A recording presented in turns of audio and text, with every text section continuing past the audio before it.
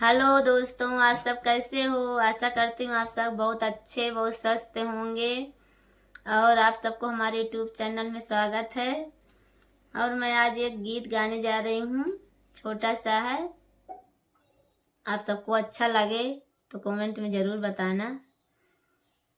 रेलिया बैरन पिया काले जाई रे, रेलिया बैरन पिया काले जाई रे। जौन टिकटवा से पिया मोर गईले, जौन टिकटवा से पिया मोर गईले, पिया मोर गईले हो राजा मोर गईले।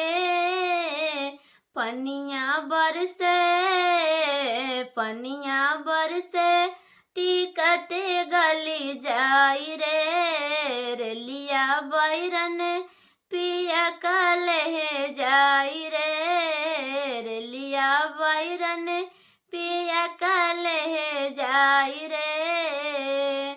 जौन सहरवा का पिया मोर गईले, जौन सहरवा का पिया मोर गईले, पिया मोर गईले हो राजा मोर गईले। अगिया लागे अगिया लागे सहरे बरी जाई रे, रेलिया बैरन पिया काले जाई रे, रेलिया बैरन पिया काले जाई रे। जौन साहेबवा के पिया मोर नौकरे, जौन साहेबवा के पिया मोर नौकरे, पिया मोर नौकर हो राजा मोर नौकरे। गोलिया